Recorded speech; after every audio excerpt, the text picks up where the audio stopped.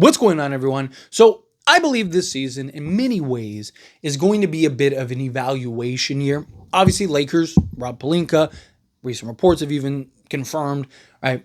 They want to win this year. The goal is to win a championship this year with LeBron James and Luka Doncic, and that Rob Pelinka said himself that he believes under the leadership of LeBron and Luka, they'll be able to do that. And he's active and aggressive in trying to find trades and trying to upgrade this roster, and you're hearing kind of the Andrew Wiggins thing pick back up and all that stuff, right? And I've even talked about, I think that this training camp and offseason is probably the most important in the Luka era because you're trying to see which guys kind of fit long term, which guys don't. Does anybody? Right? On top of that, you're trying to build, carve out, and mold your identity and what you want, your offense and defense to look like around Luka Doncic, right?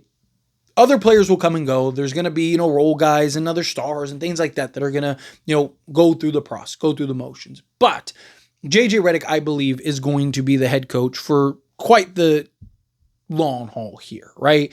And so for him to be able to kind of, create that identity with Luka Doncic that they want, I think that that'll go a long way. And then you just kind of copying and pasting going forward. But I do believe that this season is going to be a lot of evaluation as well. You have several guys on this roster that you need to kind of make decisions on, and you're going to kind of need to see. And you're not going to have like a year or two to really evaluate. You're kind of just going off of probably half a season, really, right? For example, Austin Reaves, probably the biggest one. Does he work and fit alongside Luka Doncic? Is he somebody that works long term, right? Austin Reaves is going to have to make some adjustments to his game, particularly being a better catch and shoot guy, being a better three-point shooter. He needs to really work on that because we know when he has the ball in his hands and he's cooking and doing all those things, he's going to be great. Right? When LeBron doesn't play, his stats show you he's a 28, 6, and 8 guy. Right? The guy is a very good basketball player. But now he's going to be playing and slotting alongside Luka Doncic. And we saw in the playoffs, Austin Reaves' three-point percentage picked up because Luka and LeBron were more on ball because it's playoff time, and Austin Reaves had to play more off ball, and he really struggled. Right? So you're going to have to make those adjustments. You're going to have to make those changes to where you're going to be able to kind of mold and shape Austin Reaves into a way to where he makes sense long term. DeAndre Ayton is another example, right? He's a guy that on paper is everything this Lakers team needs, everything that Luka needs as far as a big man goes, right? But we've seen him. I think he's going to be more really good. My concern really isn't with DeAndre Ayton this season. He does really good this season, gets a new contract next season, and then that starts to cool off. But I do think he's going to be really good for the Lakers. I do think that Luka Ayton pick and roll might be the best of basketball, but you need to see, right? Is he bought in? Is he engaged? Does he buy in on the defensive side of things like he has said he wants to? Is he committed and willing to kind of play the role that is needed of him from this team?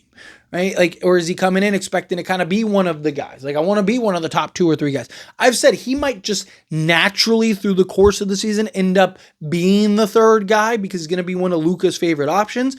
But he needs to be willing to, hey, if I got to be the 5th guy, I got to be the 5th guy. And what do I have to do in order to help this team be the best team possible and help this team win? You need to see that commitment. Yes, if he is able to eventually be the number 2 guy or whatever, then that's great. But you need to see him be able to buy in as like the 3rd, 4th, 5th guy first.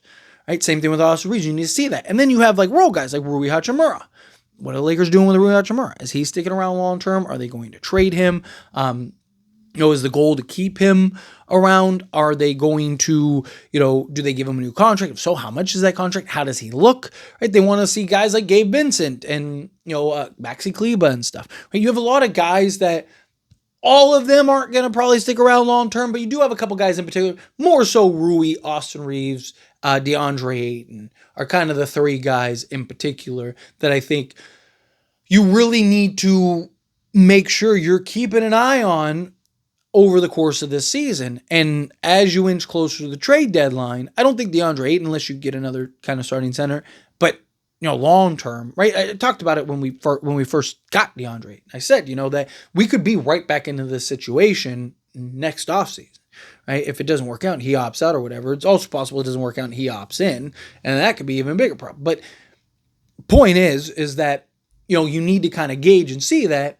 And then Austin Reaves, again, Austin Reaves is probably the biggest one because he's the one that the Lakers are considering long-term as like that other co-star alongside Luka Doncic. And, is it possible to really win with Luka and Austin Reaves long-term? Maybe. It's possible, right? I mean, we've seen Kyrie. I'm not saying Austin Reaves is Kyrie, but we've seen Kyrie and Luka we've seen Luka have success. There's probably a better way to phrase it. We've seen Luka have success with a secondary playmaker and ball handler, shot creator, things like that. He's had a lot of success with that. Jalen Brunson, Kyrie Irving, right? So you look at what Austin Reaves can bring, right?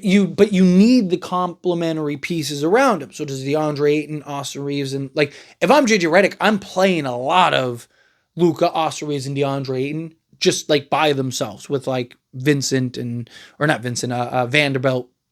in like whatever, Rui or whatever, as like the catch, shoot, 3-point shooter, right? Like, because you want to see in particular Austin Reaves, DeAndre Ayton, and Luka Doncic, because that could be your big three or your main three guys for the next 6 to 8 years.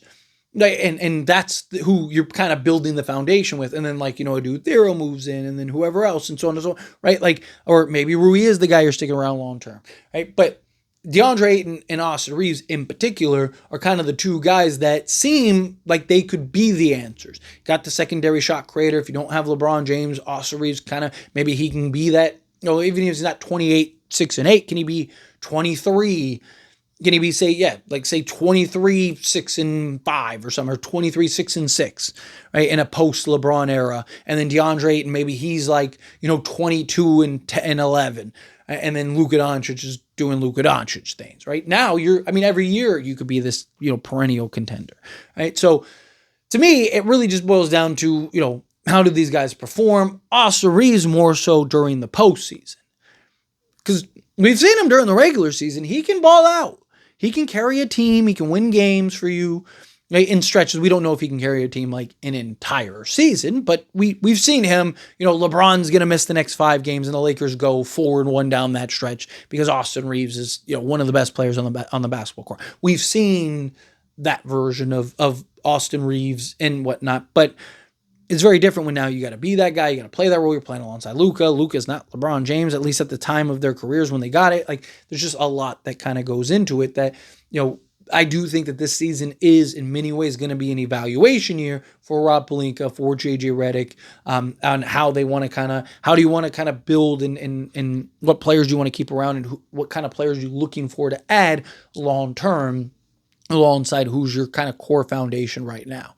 But anyway, as always, this is a discussion. I pass the question to you. Let me know your thoughts and opinions down in the comments. That being said, if you haven't liked this video, hit that like button. Helps me out. So we enjoy these types of videos, and I truly appreciate it. Not subscribe channel, hit that subscribe button. Turn on the bell notifications. Appreciate y'all. See you in the next one.